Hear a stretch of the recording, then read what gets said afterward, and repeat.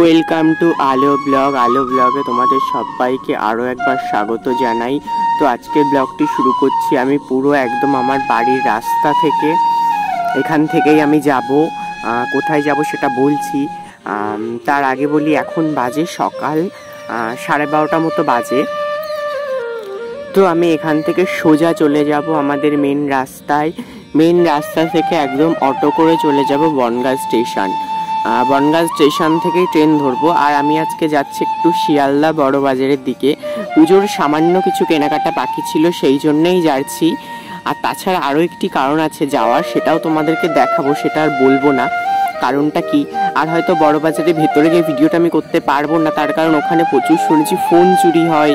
তো সেক্ষেত্রে আমি ফোনটাকে একটু সিকিউর করেই নেবো, সেই জন্য হয়তো ওখানকার ভিডিও না করতে পারলেও যাওয়া আসা আর বাদবাকি যেগুলো করব সেগুলোর ভিডিও তোমাদের সাথে অবশ্যই তুলে ধরবো।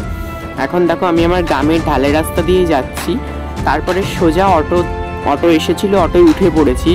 অটোয় ওঠার পর অটোর ভেতর থেকে একটু বাইরের ভিডিওটা করছিলাম।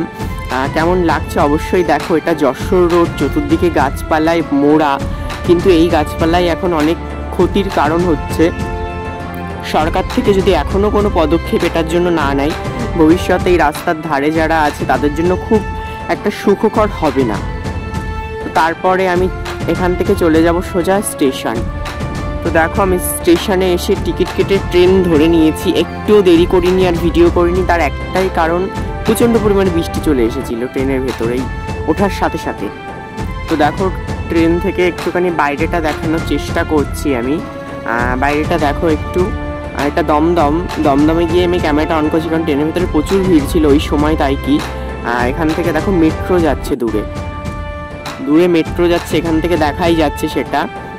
তো আমি এখান থেকে দমদমে প্রথমে ভেবেছিলাম দমদম থেকে নেমেই মেট্রো ধরে আমিও চলে যাব, কিন্তু না, আমি এখান থেকে মেট্রো ধরবো না, আলাদা করে পয়সা অনেক লেগে যাবে। তার থেকে আমি শিয়ালদা থেকে বাস ধরে নেব, সব থেকে বেটার হবে সেটা।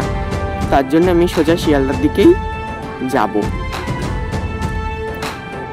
প্রায় এখন বিকেল বাজে ওই 3টে মতো, কিন্তু দেখো 3টের সময় আমি নেমেছি, আমার সামনে আমারই ট্রেন থেকে, কারণ এই যে প্ল্যাটফর্মে নেমেছি এর আশেপাশের প্ল্যাটফর্মে এখনও কোনো ট্রেন আসেনি। তো এই একটা ট্রেন থেকেই কত মানুষ নেমেছে, আমার সামনে যাচ্ছেন তারা, আমি দেখে মানে অবাক যে এত লোক যাচ্ছে। তো তারপরে দেখো শিয়ালদাটা বোধহয় সাউথের দিকে এসে দাঁড়িয়ে আছি আমি, কারণ একটুখানি এগিয়ে গিয়ে এখান থেকেই বাস ধরতে হয়। এখানে মেট্রোর সামনে আমি দাঁড়িয়েছি, শিয়ালদা মেট্রো। তো শিয়ালদা মেট্রোর ওখান থেকে সোজা চলে এসেছি বাস থেকে বাইরেটা তোমাদেরকে একটু দেখাবো, বাইরেটা বলতে বাসের ভেতরটা তোমাদেরকে একটু দেখালাম। তো এবার আমি সোজা চলে গেলাম বড়বাজার থেকে চলে এসেছি। ট্রেনের টিকিটও কেটে নিয়েছি, যেহেতু বড়বাজারের ভিতরে কোনো ভিডিও আমি করিনি, সেটা তোমাদের আগেও বলেছি, এখনও বলছি। টিকিটটা কোন ট্রেনের টিকিট বুঝতে পারছো? নিশ্চয়ই পাচ্ছ না, আমি তোমাদের দেখাচ্ছি এটা কোন ট্রেনের টিকিট। দেখো এই যে ট্রেনটা দাঁড়িয়ে আছে দেখতে পাচ্ছ, এটা তারই টিকিট। হ্যাঁ, এটা এসি লোকাল। আমাদের যে ভারতবর্ষের পশ্চিমবঙ্গের বুকে প্রথম এসি লোকাল চালু হয়েছে, তার ভেতরে এই একটি এসি লোকাল, যেটা শিয়ালদা বনগাঁ রানাঘাট। সেই ট্রেনটায় আমি উঠবো, বা সেই ট্রেনটা উঠেও গেছি, শুধু ভাড়াটা একটু বেশি, 120 টাকা করে নিচ্ছে বনগাঁ থেকে শিয়ালদা, বা শিয়ালদা থেকে বনগাঁ সেমই বলতে পারো। তো সেই ট্রেনে আমি উঠে গেছি, এবার এই ট্রেনটায় করেই আমি বাড়ি যাব। দেখো এই ট্রেনে যে এত ভাড়া বলে যে লোক উঠবে না সেরকম কিন্তু কোনো ব্যাপার নেই। এই ট্রেনে মানে বসার জায়গা নেই, অনেকে দাঁড়িয়ে আছে এসি ট্রেনের ভিতরে। এটা দেখেই অবাক লাগছে যে আজকাল মানুষ মানে টাকাটার দিকে না অতটা গুরুত্ব দিচ্ছে না। আজকাল মানুষ চায় একটু শান্তিতে যাওয়া আসা করতে, কারণ প্রতিদিন লোকাল ট্রেনের যা ভিড় আর চাপ হয়, তাতে একটা সুস্থ মানুষ তো অসুস্থ হয়ে যাচ্ছেই, সেই সাথে অসুস্থ মানুষদেরকে নিয়ে ওই ট্রেনে ওঠা খুবই মুশকিল হয়ে যাচ্ছে। এবার অনেকে আবার ভাড়া নিয়ে প্রতিবাদ করছে, অনেক জায়গায় আমি দেখতে পাচ্ছি। তো এখানে অটোর দরজার সিস্টেমটা তোমরা দেখে নাও, তারপরে আমি বলছি। দেখো অটোমেটিক সিস্টেম। তো ভাড়া নিয়ে অনেকে প্রতিবাদ করছে। তো আমার কাছে ব্যক্তিগত মতামত, আমার যেটা কথা, আমি পার্সোনালি যদি কোনো গাড়ি নিয়ে আমি বনগাঁ থেকে শিয়ালদা অবধি যাই, তাহলে আমার ভাড়াটা ঠিক কত পড়বে, আর আমি এসি ট্রেনে যদি যাই তাহলে আমার ভাড়াটা কত পড়বে, এইটার একটাখানি ডিফারেন্স করলেই তো বিষয়টা বোঝা যাবে না। তো সেটা যারা প্রতিবাদ করছে সেটা তাদের ব্যাপার, কিন্তু আমার মতে ঠিক আছে, মোটামুটি ঠিক আছে। এসি ট্রেন মানে এটা একটা প্রিমিয়াম ট্রেন বললেও চলে। তো প্রিমিয়াম ট্রেনের ভাড়ার কোয়ালিটি তো প্রিমিয়ামভাবেই হবে, এটা একটা সাধারণ বিষয়। যেটা এটা বুঝছে না বা যারা বুঝছে না সেটা সম্পূর্ণ তাদের নিজস্ব ব্যাপার। তো এবার আমি চলে এসেছি বনগাঁয়। বনগাঁয় ট্রেন ঢুকছে, দরজাটা এবার খুলে যাবে। দরজাটা খুলে গেলেই আমি নেমে যাব, কারণ আমার বাড়ি যাওয়ার ভীষণ তাড়া আছে। আর রাতও বেশ হয়ে গেছে, আমার গলার অবস্থা খারাপ, তোমরা ভয়েস শুনেই বুঝতে পারছো। তো সেই ক্ষেত্রে আমাকে একটু তাড়াতাড়ি যেতে হবে বাড়িতে। দেখো ট্রেনটা দেখে নাও। আমি এবার বাড়ির দিকে তাড়াতাড়ি হাঁটা শুরু করি। আর এই একটা ট্রেনের ভেতরে কমপক্ষে 3বার টিকিট চেকিং তো হয়েইছে, আবার স্টেশনে নামার পরও চেকিং হলো। কি অসহ্যকর ব্যাপার। তো এই যে আমার পেছনে দেখতে পাচ্ছ এসি ট্রেন। তো এসি ট্রেনটাকে টাটা বলে এবার আমি অন্ধকারে ঘুটঘুটে অন্ধকারে এগিয়ে যাচ্ছি। যদিও অন্ধকার নেই, আমি যে রাস্তা দিয়ে যাচ্ছি সামনেই বিশ্বকর্মা পুজো হবে, তার জন্য প্যান্ডেল লাইটিং রেডি হচ্ছে। তো সেই জন্য আর কোনো সমস্যা হয়নি, ওই জন্য আমি টুকটুক করে হেঁটে হেঁটে ঠিক চলে যেতে পারবো, খুব একটা অসুবিধা আমার জন্য হবে না। তাই বেরিয়েই পড়লাম।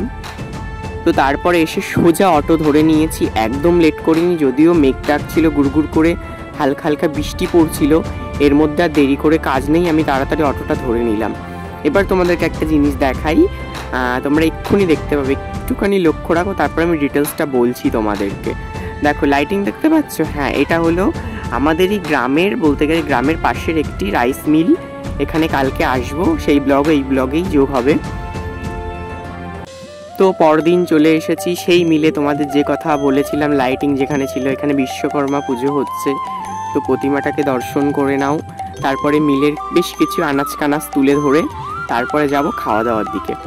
তো এই দেখো চলে এসেছি পুরো মিলের ভেতরে। এই বছরে একটি দিনই আমরা সময় পাই এই মিলটাকে ঘুরে দেখার। তো এখান থেকে দেখো বাইরেটা একটুখানি দেখানোর চেষ্টা করছি। যদিও বিল্ডিংটা বহু পুরনো, কেমন ফেটে ফেটে গেছে, উঠতে একটু ভয় করছে, কিন্তু যারা এখানে কর্মচারী বা কর্মী তাদের কিন্তু বেশ ভয় টয় করে না, তারা এখানে থাকতে থাকতে অভ্যস্ত হয়ে গেছে। কিন্তু আমরা এখানকার নতুন, আমাদের ঠিক অভ্যস্তটা নেই, সেই জন্য আমাদের এই সমস্যাটা হচ্ছে। একটার পর একটা, দোতলায় ছিলাম, 3তলায় এলাম। এখান থেকে বাইরেটা দেখো কত সুন্দর লাগছে দূর থেকে দেখতে, প্রচুর পাখিরা বসে আছে। আর এই যে মিল, এই মেশিনগুলোর সম্পর্কে আমার বিন্দু মাত্র কোনো ধারণা নেই। এখানে এক একটি মেশিনের এক একটি কাজ আছে, কিন্তু সেই কাজগুলোর সম্পর্কে আমার ধারণা নেই। তো এবার চলে এসেছি পুরোপুরি একটি জানালার ধারে। এখান থেকে বাইরেটা একটুখানি দেখানোর চেষ্টা করছি, মানে দেখালাম আমি যে রাস্তা দিয়ে প্রতিদিন যাই, দেখতে দেখতে যাই মিলের ভেতরে, আজকে সেই মিলের ভেতর থেকে রাস্তাটাকে দেখার সুযোগ হলো। তারপরে চলে এলাম ছাদে। ছাদের অবস্থা ভীষণই খারাপ, প্রচণ্ড পরিমাণে ধানের খোসা আর জল দিয়ে এখানে পচানো, প্রায় প্রচণ্ড পরিমাণে দুর্গন্ধ লাগছে, থাকা যাচ্ছে না। তো এখান থেকে যতটা দ্রুত সম্ভব আমি নেমে যাব। তো তারপর চলে এলাম খাওয়া দাওয়া বা প্রসাদে। প্রথমে পড়ে গেল পাতা, গ্লাস, জল। তো তারপরে চলে এলো একদম গরম গরম বাসমতি চালের বাসন্তী পোলাও, যেটা খুব সুগন্ধ বেরোচ্ছিল। তো তারপরে চলে এলো একদম কষা কষা আলুর দম, যেটা দিয়ে খেতে খুব সুন্দর লাগছিল। তারপরে পড়ে গেল একটি করে বেগুনি, আর যেটা তো অলমোস্ট সবারই ফেভারিট হয়, আমারও সেরকম।